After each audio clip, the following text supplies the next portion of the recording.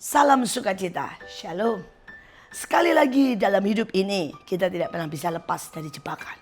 Ada jebakan di dalam keadaan apapun yang sedang kita rasakan. Mungkin kita hari ini sedang bersukacita, hati-hati ada jebakannya. Ketika kita sedang merasa sangat tertekan, sedih, hati-hati ada jebakannya. Bahkan ketika kita sedang santai ada jebakannya. Tapi ketika kita sedang berperang ada jebakannya. Mari saya sebutkan satu ayat lagi. Mereka beribadah kepada berhala-hala. Di dalam Mazmur 106 ayat 36. Yang menjadi perangkap bagi mereka adalah berhala mereka. Saudara, rupanya ada berhala yang bisa menjadi perangkap dalam hidup kita. Dan ada banyak orang tidak sadar bahwa mereka punya banyak berhala. Ada seorang teman saya, berhalanya adalah olahraga. Saudara, dia tidak ada hari tanpa olahraga. Dia setiap hari pulang dari kerja, dia minimal harus fitness 1 jam, saudara. Dan dia berkata, dia selalu maki-maki orang yang hidupnya tidak sehat, tidak olahraga, yang gendut dan sebagainya. Saudara, dan dia tanpa sadar, bahkan dia pergi olahraga, saudara, sekalipun dia rapat sampai jam 10 malam. Jadi jam 12 malam dia akan sempatkan fitness 1 jam baru dia tidur. Buat dia olahraga tanpa dia sadar menjadi berhala. Sampai istrinya berkata, kamu sudah memperhalakan apa yang kamu sebut olahraga dan kesehatan.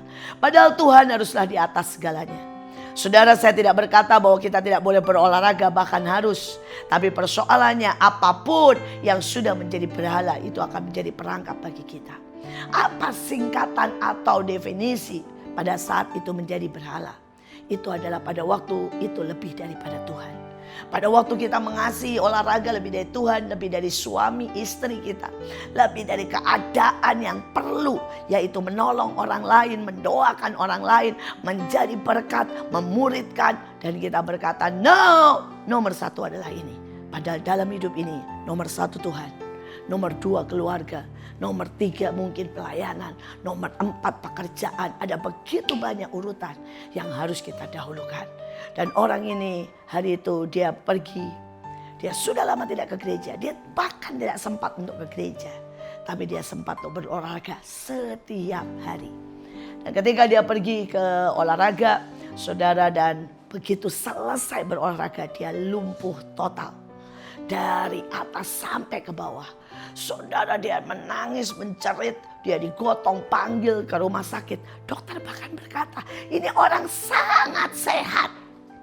Tidak ada, saudara, ya, satupun penyakit karena dia selalu olahraga dan kontrol dan sebagainya. Tapi dia terkena sebuah virus, saya tidak tahu dan lupa virusnya apa. Dan itu membuat dia lumpuh, saudara. Dan dokter berkata itu terkena pada waktu dia ada di tempat gym dan sedang berolahraga. Dan hari itulah, saudara, dia mendapati bahwa apa yang dia latih, dia berpikir bahwa dia bisa mengusahakan semua yang terbaik.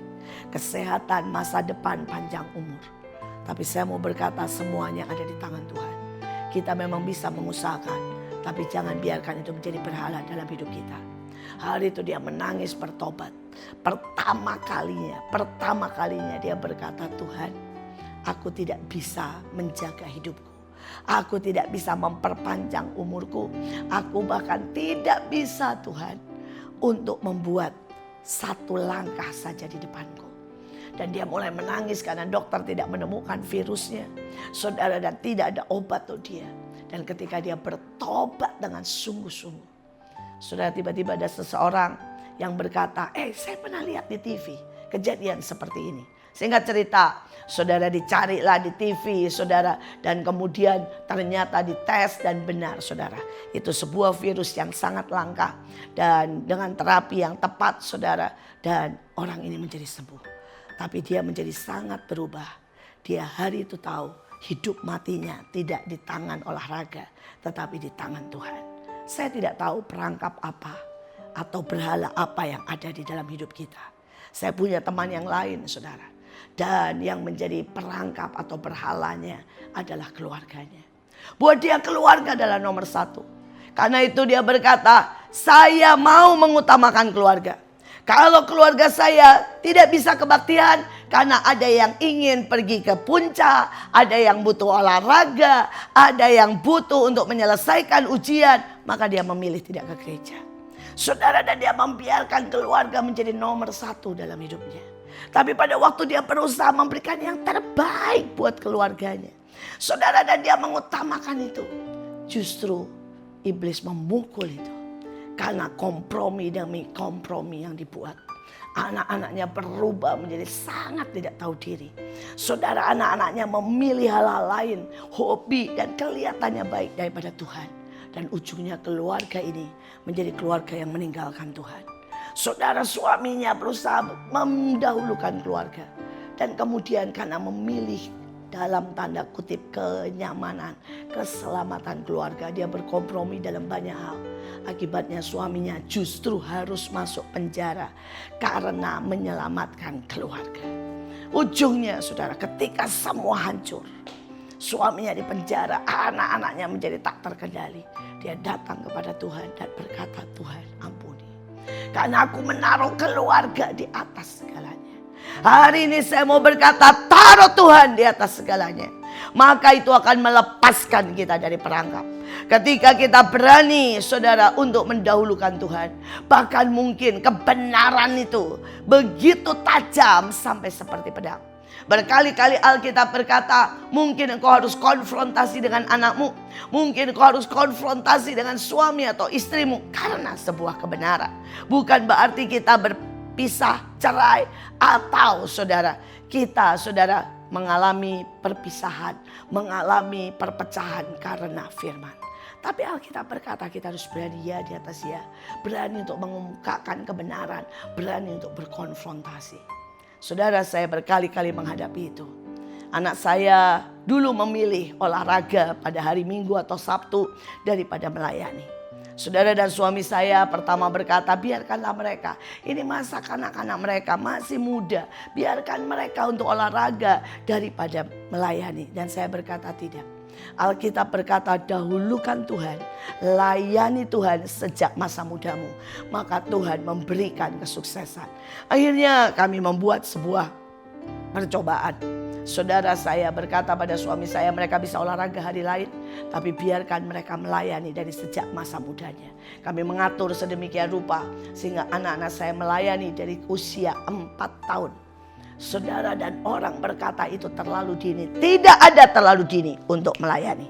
Bahkan cucu-cucu saya melayani dari sejak 6 hari.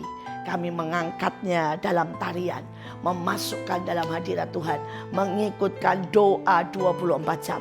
Dan saudara, apa yang terjadi hari-hari ini? Baik anak-anak saya, cucu-cucu saya bertumbuh dalam kebenaran. Berkali-kali anak-anak saya menghadapi yang namanya jegal, menghadapi kapak merah dengan kapak sudah di lehernya dan harus menyerahkan mobilnya. Dan saat itu pertama dia mengandalkan Tuhan, dia berdoa. Yang kedua dia mulai melobi dan berkata, hey, tenang-tenang dulu, diajak ngobrol pelan-pelan.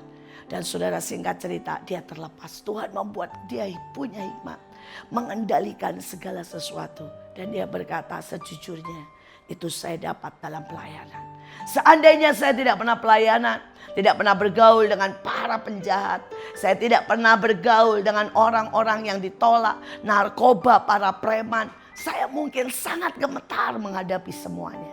Tapi ketika saya biasa melayani di bawah, tapi juga seringkali melayani di atas, saya bisa bicara di depan umum, tapi saya juga bisa untuk bekerja dalam soal yang paling kotor dan paling kecil. Dan itu membawa mereka dalam keberhasilan besar. Hari ini saya cuma bisa berkata, Tuhan terima kasih untuk semua berkat ajaib yang kau berikan dalam keluarga kami. Tetapi yang penting di atas segalanya, dahulukan Tuhan dalam segala sesuatu. Jangan biarkan ada apapun yang kita suka. Mungkin itu makanan, mungkin itu pertemanan, mungkin itu prinsip menjadi berhala dalam hidup kita. Jangan biarkan hobi-hobi kita, tenis, apapun itu menjadi berhala dalam hidup kita. Hidup ini tidak akan lama lagi. Kedatangan Tuhan yang kedua kali sudah sangat dekat. Bukankah tandanya sudah sangat real? Bukankah saudara tahu bahwa ada lembu merah dan lembu merah harus segera dikorbankan? Maka berdirilah bait suci yang ketiga. Dan pada saat itu berarti merupakan tanda kedatangan Tuhan sudah di depan mata. Bersiaplah. Apakah keluargamu sudah diselamatkan? Jangan sampai dunia ini, mamon dan berhala apapun menjadi perangkap buat kita.